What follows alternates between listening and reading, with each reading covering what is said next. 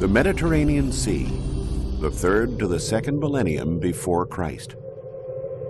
Great books written by the ancients, like the Iliad and the Odyssey, have told tales of courageous leaders, memorable deeds, and glorious cities. Grand civilizations, like those of the Greeks and the Romans which came later, were inspired by these early legendary stories.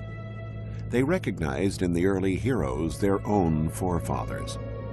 But they would never see the once vibrant and dynamic cities of those tales. They had all been destroyed and abandoned or fallen into millennial slumber.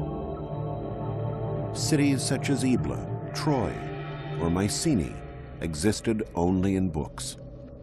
But guided by those books, adventurous archaeologists went out and found them, unearthing incredible historical testimony and inestimable treasures. Come with us as we visit these legendary and celebrated places and follow one man's dream as he uncovers civilizations of heroes.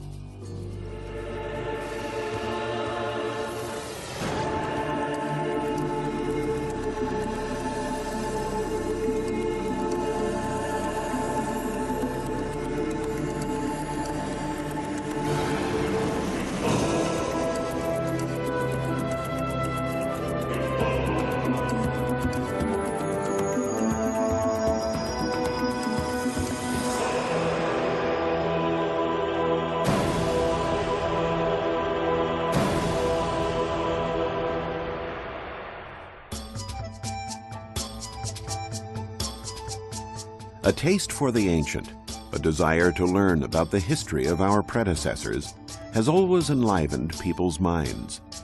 The ancient Greeks and Romans also loved to study their forefathers. Their attention was focused on the cultures and cities of the 2nd and 3rd millennia BC.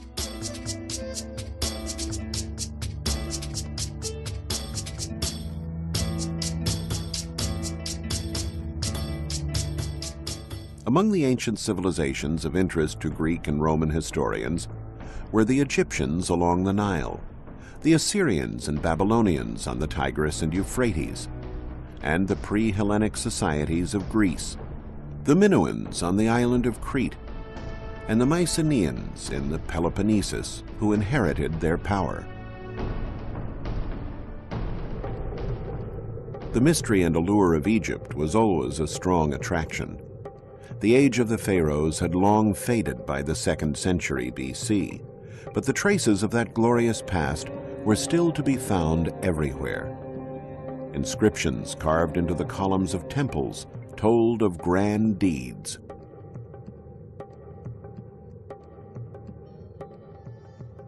Historians were fascinated with the story of the great Egyptian pharaoh Thutmose III, inscribed into the columns of the temple at Karnak.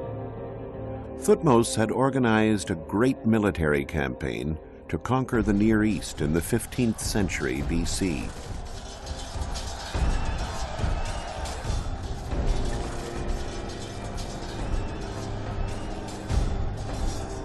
When Thutmose reached those lands, however, he found that many of the very ancient Babylonian cities on the Tigris and the Euphrates had already been reduced to majestic ruins steeped in history.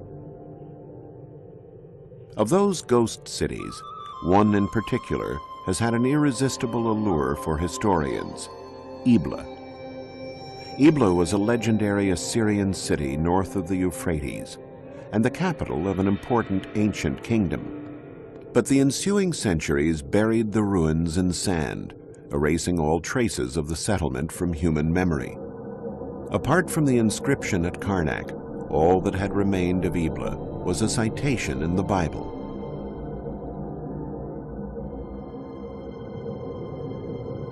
One day, some farmers were out plowing their fields when they came across a magnificent bas-relief.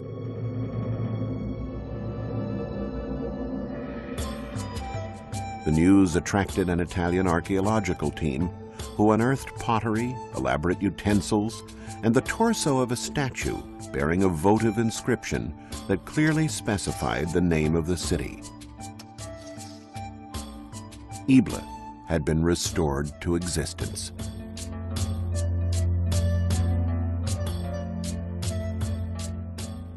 But the most sensational discovery came in 1975, when the Italian team unearthed 17,000 tablets bearing cuneiform text dating back to 2300 BC. Once translated, they were discovered to be commercial treaties and administrative and legal documents. Paradoxically, that immense treasure was preserved through the millennia thanks to a violent act of destruction. Around 2300 BC, the city was attacked and razed to the ground by King Sargon of Akkad.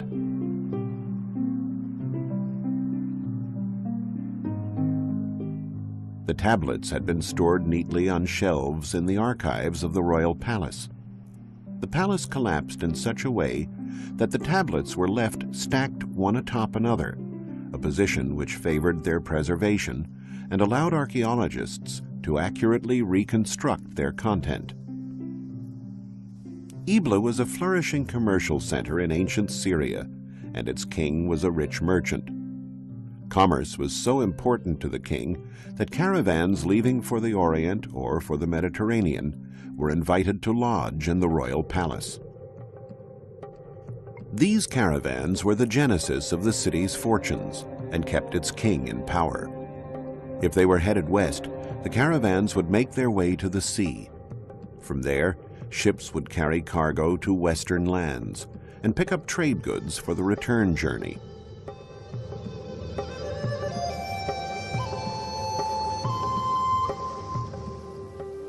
Some of the goods that traded hands included fine pottery and art, but also much-needed metals for weapons and armor. Sailing the Mediterranean at that time, however, was a great risk. Whoever had the biggest ship controlled the seas. And for a long time, it was a population known for acts of piracy who dominated the Mediterranean, the Mycenaeans. Between Mycenaean Greece and the Orient, there was a city that preyed on ships traveling along the Hellespont toward the Black Sea, the legendary Troy. The Mycenaeans fought a war against this city that has captured the imagination of historians and generations of students.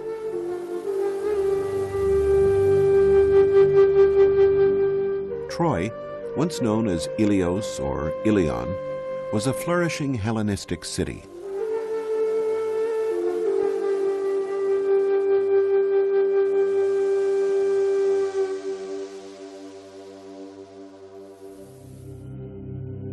It was also one of the greatest mysteries challenging archaeologists. Many dedicated long years of their lives searching for it, lured by the fabulous treasures it promised. But it was not easy to rouse the beautiful Helen, the brave Hector, or King Priam from their slumber.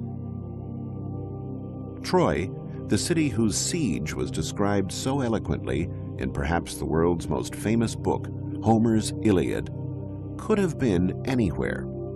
In 1868, a dilettante German archaeologist, Heinrich Schliemann, decided to invest the money he had earned in the import-export business to pursue his lifelong dream, to discover the places where the heroes of his youth, the heroes of the Iliad, had fought. The Iliad was certainly not a scientific treatise. Before being committed to writing around the 5th century BC, it had been handed down through generations by way of oral tradition and referred to events that had happened hundreds of years earlier. Yet Schliemann decided to put his faith in the text. Many archaeologists were hunting for Troy, and they looked for it on this hill, known as Bunarbashi, in an area between the Turkish cities of Çanakkale and Izin. Schliemann, however, was not convinced by that location. He combed the Iliad in search of clues. Homer mentioned two rivers, the Scamander and the Simoenta. The battles among the Homeric heroes took place around a fortified citadel built on a natural rise. They may have been figments of the author's imagination, but Schliemann chose to believe them. This hill, Hisarlik, was quite similar to the Homeric description. It was here where Schliemann began digging, and in the end, it was here where he found Troy.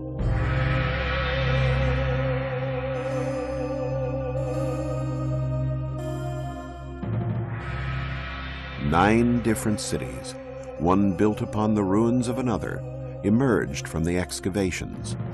From the second layer, Schliemann discovered amazing treasures, cups and vases, weapons, golden jewelry and buttons.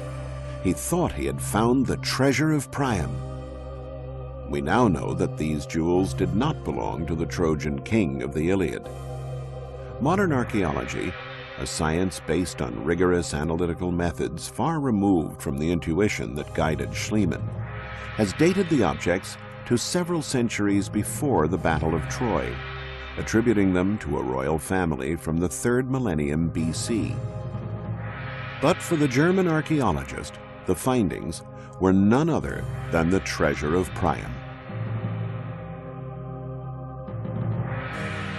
His belief was supported by the evidence of fire in the layer where he found it. And Homer had said that Troy was burned to the ground by the Mycenaeans, who entered the city after a 10-year siege thanks to the stratagem of the Trojan horse, which now stands in replica on the site. Schliemann thought that the Troy attacked by the Mycenaeans was the same fortified city he had excavated, laid out in this plan dating back to the 3rd millennium BC. A city surrounded by walls barely 400 feet in diameter would hardly have stood up to 10 years of siege, nor been able to house Priam's court. According to recent studies by teams at the universities of Tübingen and Cincinnati, in the 2nd millennium BC, the era of the Mycenaeans conflict, Troy was encircled by these much more extensive defensive walls, and probably grew even more toward the end of the 1st millennium BC. Relying on descriptions in the Iliad and taking into account recent archaeological discoveries that have uncovered new portions of the ancient city, we can now relive the legendary Mycenaean siege of Homer's Troy.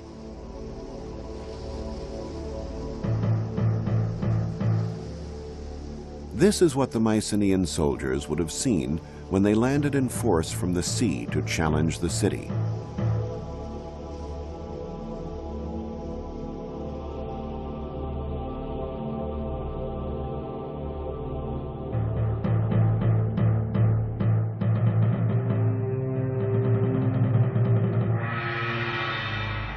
The sight of menacing warships headed for Troy was probably not unusual for King Priam and his people.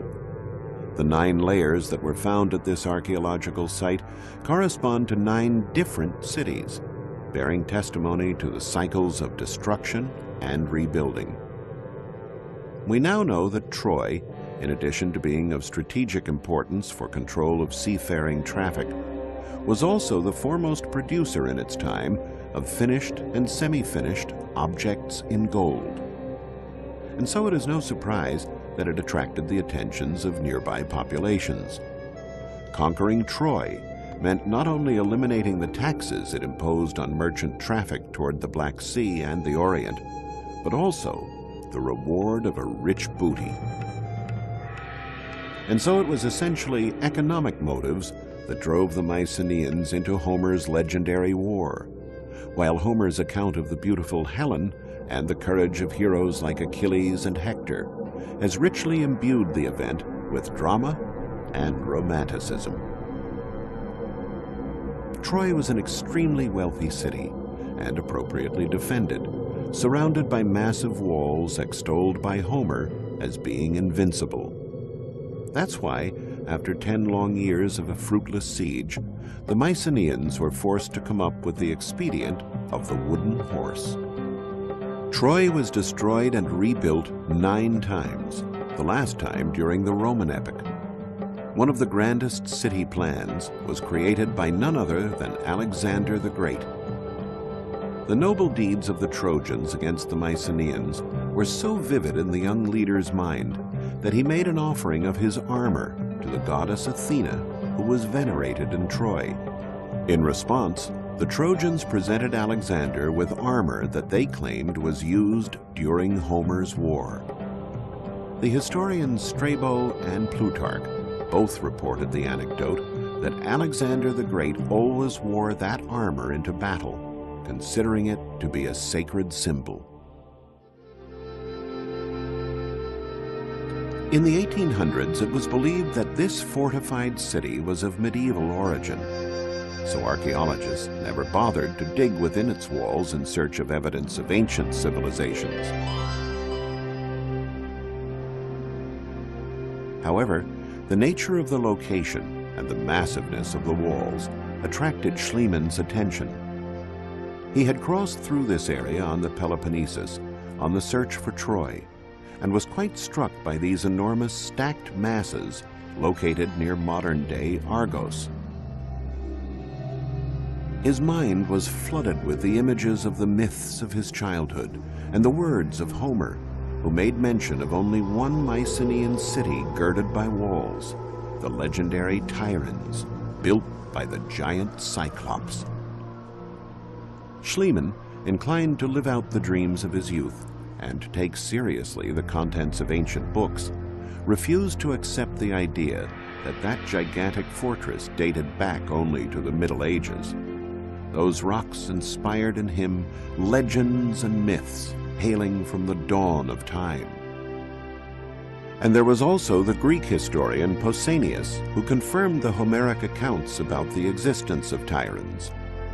Pausanias had even gone so far as to compare the grandeur of the fortifications of Tyrans to the pyramids of Egypt. So somewhere near Argos, there still had to be those Cyclopean walls. Such a grandiose monument could not have simply vanished into thin air. And once again, the excavations vindicated Schliemann. At the top of the citadel, the ruins of a marvelous palace were found, with frescoes in Minoan style dating back to the 2nd millennium BC. It was the Fortress of Tyrans. And once again, a destructive war was the reason for the preservation of all that beauty. The upper floors of the palace, collapsing onto those below, had filled the frescoed rooms with debris. The fire set by the invaders then melted the bricks, creating a sort of shell that preserved the remains of the palace. But who were the powerful invaders able to destroy such a powerful city protected by these imposing walls? Historians discovered that the winners of this epic victory were the Dorians, a people from the north who settled in Greece after driving out the Mycenaeans. The secret of their power? Their weapons were made of iron, a material unknown to the Mycenaeans, who fought with more brittle bronze weapons. The strength and audacity of Achilles' heirs availed them little. Their swords shattered as soon as they touched those of their enemies.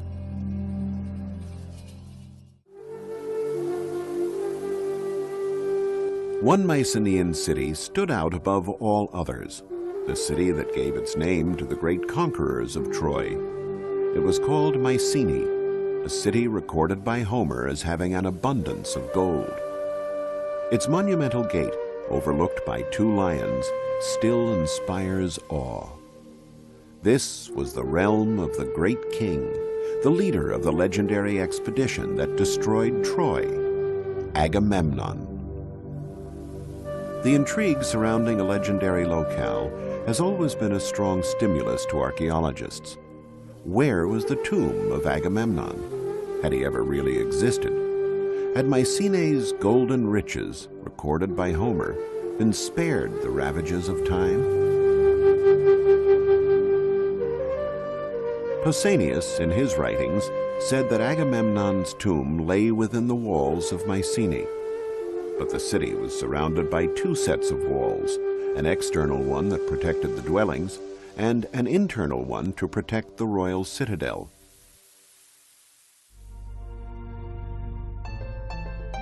The search carried out within the external walls proved vain until Schliemann arrived on the scene.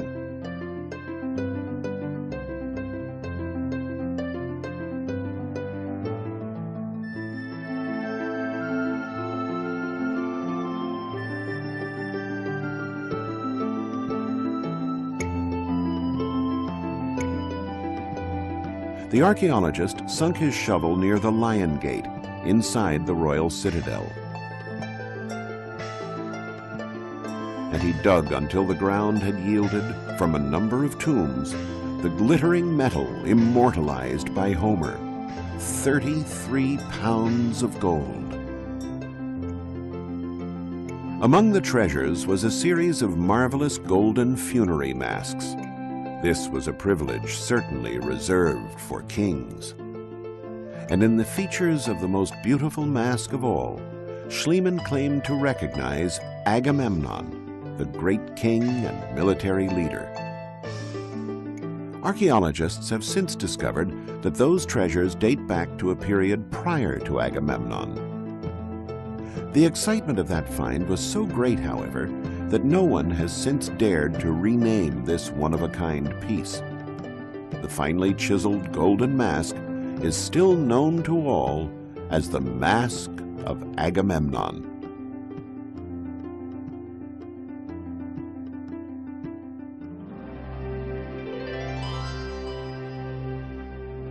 Schliemann had reached the heart of the Mycenaean civilization, the legendary home of its great king. And of course, a great king needs a great palace.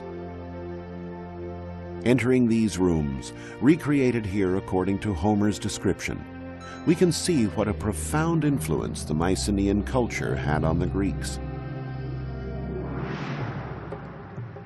The Mycenaean civilization handed down its own image to posterity, partially through architecture.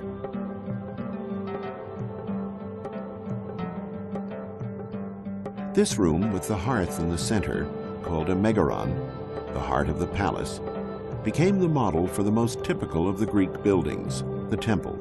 The king's house thus became the house of the gods. Mycenae was a city of which legends were made, as was Tiryns and the incomparable Troy. The legends and the mythic heroes that accompanied them would have remained only that, pure fiction, if not for modern-day heroes like Heinrich Schliemann, men who follow their passions, pursuing a knowledge of humanity that enriches us all. We lay bare the paths of civilizations of heroes that came before, for a better understanding of the possible hero who sleeps within us all.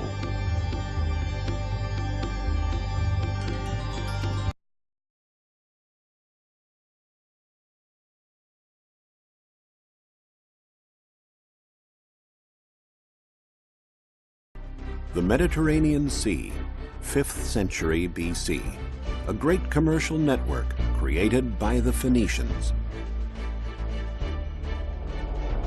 In hundreds of archaeological sites scattered around the Mediterranean, objects are often found that are completely extraneous to local civilizations and cultures. An Egyptian amulet in Greece, a Greek vase in Africa, a huge multitude of goods moving from one country to another and another had to be transported and traded in some sort of systematic way. And it is the Phoenicians, with their tall headdresses, their formidable ships, their skills in trading, and their courage on the high seas, who made a name for themselves in this pursuit. We'll see how the Phoenicians took on a diverse civilization of cultures and wove them together to become the undisputed lords of the sea.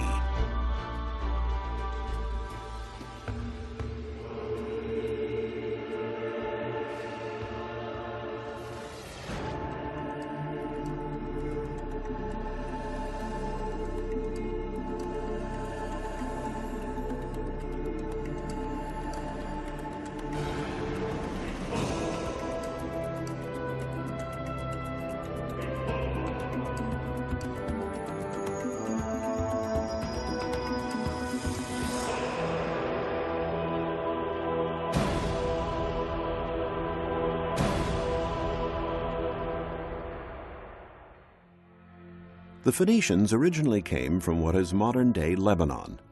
They were organized into city-states, the most important of which was Tyre, whose magnificent Roman ruins are still standing. The easiest way for Phoenicians to increase their prosperity was by contact with other peoples, and the quickest route to new lands and cultures was the Mediterranean. They soon became outstanding sailors and astute traders, indeed the very best. They learned to recognize products that people wanted to acquire and those they wanted to trade. And they started sailing and trading as far back as the 2nd millennium BC. To support their trade, they set up ports and founded colonies, built warehouses, and created a network of routes that touched on neighboring countries such as Egypt, Greece, the Magna Graecia, and Carthage in North Africa. Then they went on to reach Sardinia, the Mediterranean and Atlantic coasts of Spain, and farther south, along the coast as far as Senegal, and north to England and Ireland. A network of this size with hundreds of colonies and thousands of ships had to be well coordinated. For years, scholars speculated as to how the Phoenicians were able to communicate with each other in those remote times, to organize warehouses and trade in such a variety of goods. It was the discovery of this sarcophagus of the Phoenician king Ahiram, which dates back to the 13th century BC, that enabled archaeologists to understand the reasons for such great organizational skills. Engraved on the sarcophagus is the most ancient example of writing in alphabet form. It is composed of letters and not hieroglyphics. The Phoenicians were the first to invent an alphabet, a factor that proved indispensable in establishing their great trading network. We can get an idea of how extraordinary this innovation was from this comparison. On the right, we see 2 Egyptian hieroglyphics, and on the left, 2 letters from the Phoenician alphabet, an M and an H. By assembling these letters, the reader now didn't have to interpret a concept represented by a hieroglyphic or picture. He had a specific code that always remained the same and had the same meaning for whomever was reading it. The commanders of the Phoenician fleets had to have many skills. They not only needed expert knowledge of the sea and foreign lands, but they had to know the art of trading as well, what to buy, what to sell. One precious cargo of theirs was the mythical cedar of Lebanon, an excellent timber for building sturdy cargo vessels and warships. The timber could be bought in Baalbek, situated in the mountains that formed a backdrop to the Phoenician cities in Lebanon. In the Hellenistic period, the city of Baalbek was known as Heliopolis, City of the Sun. By studying the meaning of these swastikas and other evidence, such as the different colors of columns at this site, archaeologists discovered that the enormous temple that dominated the city was dedicated to the sun god, after which the city was named. But why were the columns painted in different colors? The mystery can be solved when the columns are linked to the cardinal points. The dark columns were placed to the west, while the lighter colored columns were set to the east. They were supposed to represent life and death, the rising and setting of the sun. In 60 AD, the cella of the sun god was the most important construction in the entire sacred area, with 54 columns over 60 feet high, more than 6 feet in diameter. Having loaded the trunks of cedar wood onto carts, the traders would return to the coast where their ships awaited them. In the Bible, Ezekiel mentions that the Phoenician city of Byblus, which also lies in Lebanon, was the biggest naval shipyard in ancient times. Crossing the seas was not an easy matter, even with a good ship. This was one of the reasons why help from the gods was sought throughout the Mediterranean. These precious bronze statues covered in gold leaf have a strange headdress. It is a libad, which is typical of the Phoenicians. The statues have been found in great quantities in Byblus. They were votive objects used to invoke the favor of the gods. They were found at one of the most important places of worship for the Phoenician religion, the Temple of the Obelisks. In Byblos and other Phoenician cities, the remains of numerous Phoenician cargo ships have been found. The typical ship was 65 feet long and over 16 feet wide, large enough to carry a great deal of the precious cedar, as well as luxurious fabrics dyed with a reddish-purple pigment known as murex. The Phoenicians took their name from these fabrics. Phoenix, Phoenician, comes from the Greek word phoin, or red.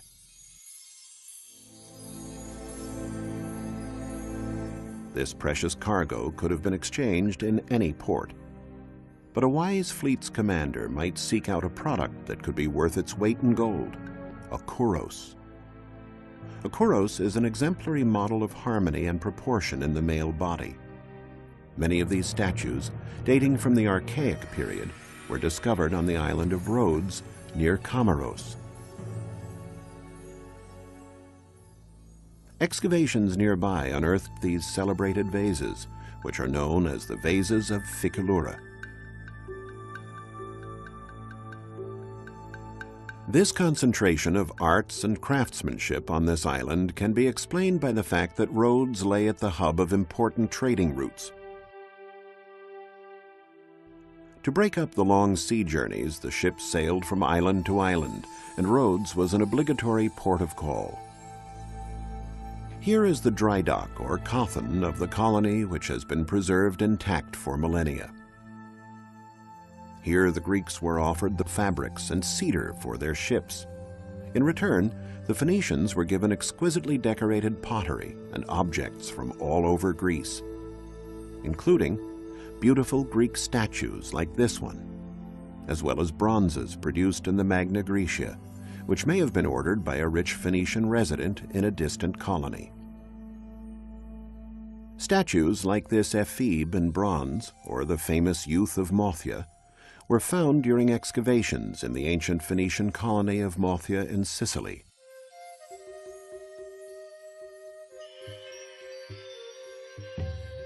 The statues testify to the level of Phoenician trading in the Mediterranean, a veritable cross-cultural exchange. The ship, now loaded with vases, statues, and jewels, continues its journey to the west. It sails past the Pillars of Hercules at the Isthmus of Gibraltar and heads south along the Atlantic beaches of Africa between Morocco and Guinea. The Phoenicians were the only people brave enough to venture into the Atlantic. Ancient peoples were terrified of passing the Pillars of Hercules because they believed that beyond lay the end of the world. What was it that pushed the Phoenicians so far? The Greek historian Herodotus documented it in his writings. It was gold. The Phoenicians unload the merchandise and lay it out on the shore. Then they go back on board their ships and send up smoke. The locals see the smoke and place the gold that they are offering in exchange beside the merchandise. Then they withdraw. The Phoenicians descend from their ships and examine it. If they calculate that the quantity of gold corresponds to the value of their merchandise, they take it and leave. Otherwise, they go back to their ships and wait until they are satisfied. The African peoples were very taken with the showy Eastern goods and quite indifferent to the yellow metal that was found in such abundance there. This was the great bargain for the Phoenicians, leaving inexpensive pottery and jewelry and setting off again with gold. The ship would now head north. Excavations in England and Ireland have revealed that the Phoenicians reached even these far-off lands. Numerous finds have indicated that in exchange for pottery and jewelry, the northern peoples gave tin, a metal that was in great demand for producing bronze and the other alloys used by the Phoenicians and Greeks. Ireland was the most northerly landing point for Phoenician voyages, and having traded their goods, the sailors could now make the return journey. The trips always held the portent of danger. In the storms of the North Atlantic, the brave commanders would safeguard their ships and cargoes by tying themselves to the bow so that they could see more clearly and avoid the cliffs. It was from there that they gave instructions to the crew. If they were lucky enough to make it through, they would head south to the Phoenician colony of Cadiz. Here the Phoenicians bought iron and paid for it with gold. Then they traveled on to Majorca, and from there to the rich colonies of Sardinia. It's here that an archaeological dig uncovered a gold mine. Not a seam or stratum of gold, but a huge array of precious gold jewelry, now on display in the Archaeological Museum in Cagliari.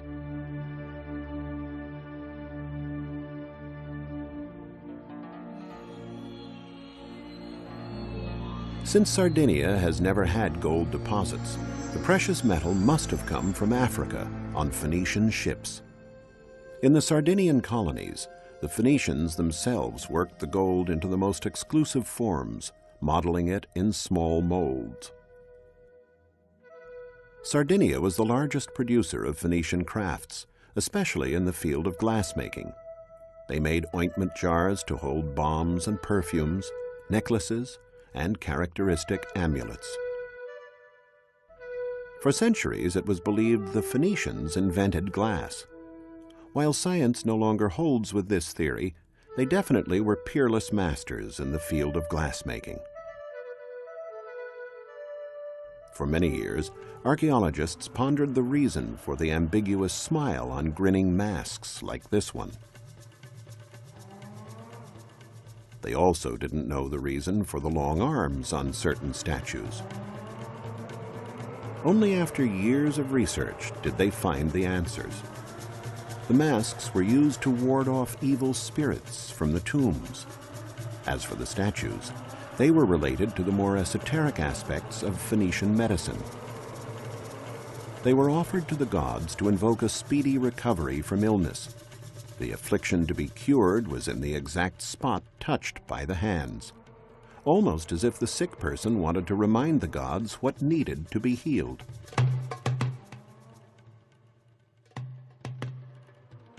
Walls and the sea. A combination like this generally implies that we are dealing with a Phoenician emporium or trading center.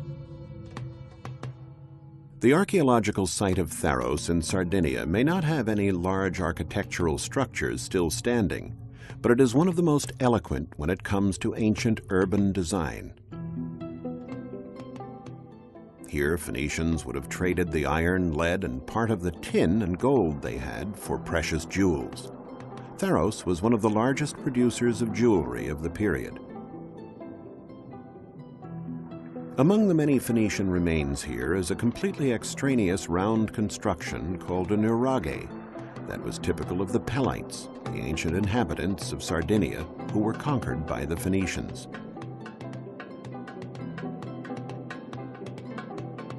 This is how the village would have looked about 3,000 years ago. The Nuragic civilization is very ancient, dating back to the 2nd millennium BC.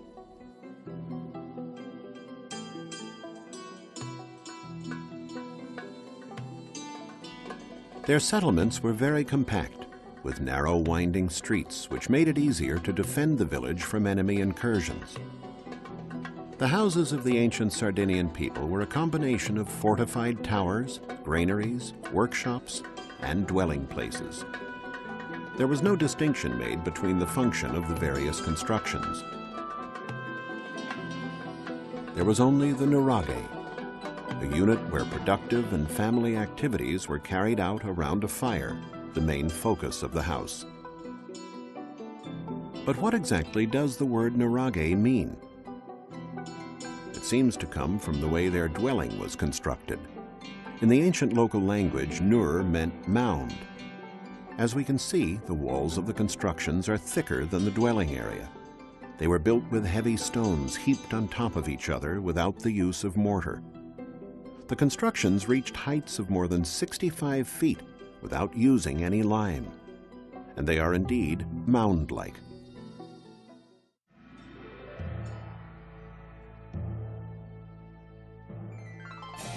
Phoenician ports, like this one in Nora, all had something in common.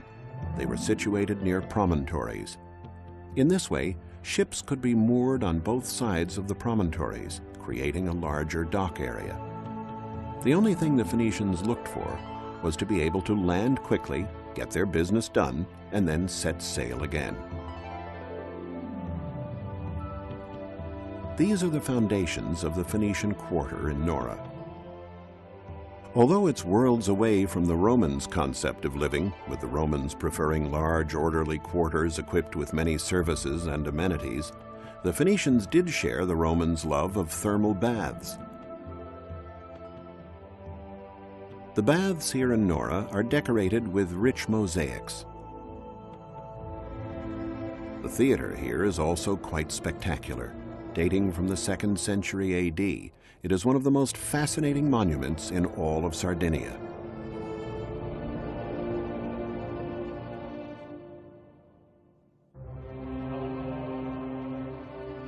From this Spartan 5th century Phoenician port, the fleet would have set sail again, now laden down with even more jewels and precious objects.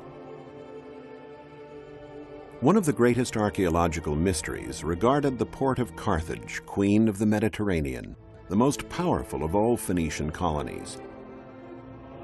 The Greek historian Appian, a native of Alexandria in Egypt, tells us that the port had 2 harbors, the rectangular commercial port and the round military harbor with an island in the center.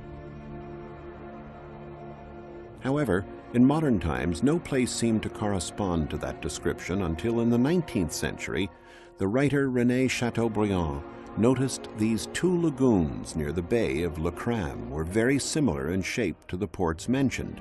He realized that this was Carthage. This discovery led to a heated debate, which was only concluded with excavations carried out in 1974. A British team, excavating on the circular island, found evidence that confirmed Chateaubriand's theory.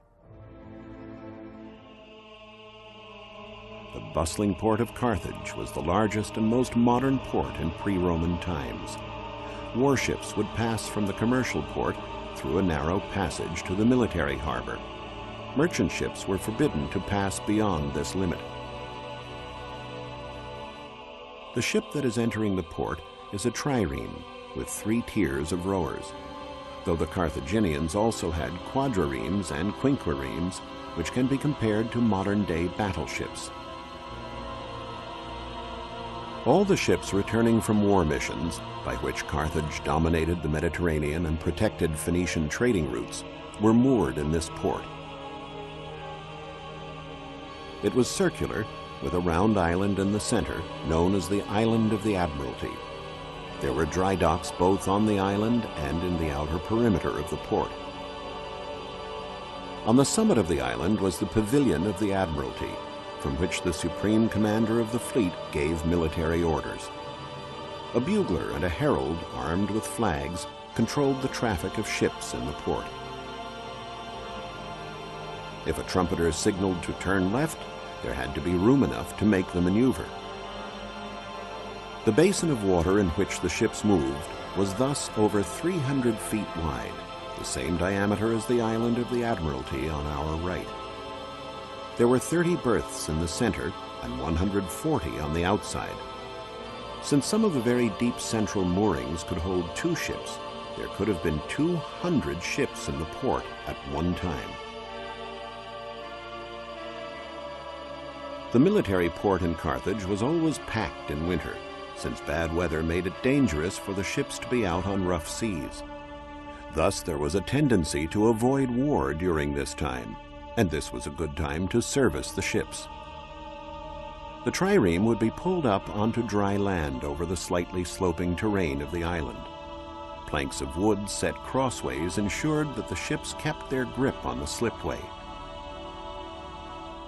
At the entrance to the area, Ionic columns set at sea level gave the impression of a portico to make this military site look more elegant. The ships were also given special aesthetic treatment. Phoenician ships typically had an eye painted on the bow that was supposed to strike fear into their enemies. A warship differed from a cargo ship in that it had oars and oarsmen that enabled it to move very quickly. As well as being outstanding sailors, the Phoenicians excelled at shipbuilding. They mass-produced ships and replaced the vessels sunk by their enemies with great speed. All the parts of the ship were clearly marked by different letters and kept ready for quick assembly. In this way, they could build an entire fleet in a short period of time. The busy commercial part of Carthage, however, was the Bursa, the Acropolis of Carthage. This is where the major transactions, the trades and selling of jewelry and glasswork brought from Sardinia, would take place. These goods were in great demand in Carthage. On their way home, the ships might also sail up the Nile to the grand and mysterious kingdoms of the pharaohs. Despite the fact that Egyptians followed the cult of the hereafter, the royalty adored earthly treasures. The Phoenicians would have traded the jewelry from Pharos for linen, a hard-wearing fabric that only the Egyptians knew how to make. This material was indispensable for the robust sails used on Phoenician ships. They might also have purchased rare and exotic goods greatly sought after at the Persian court, namely monkeys and crocodiles. Finally, completing the loop and reaching the town of Tyre, they could sell the exotic animals to the Persians and the linen to their fellow countrymen. They'd be left with gold, silver, and a lot more money than they would have paid for the cedar back in Baalbek. Through their travels and their trading, their ancient wheeling and dealing, the Phoenicians formed links with most of the known world at that time, enabling a variety of peoples to share the best that distant cultures had to offer. The Phoenicians, undisputedly, the master merchants of the Mediterranean.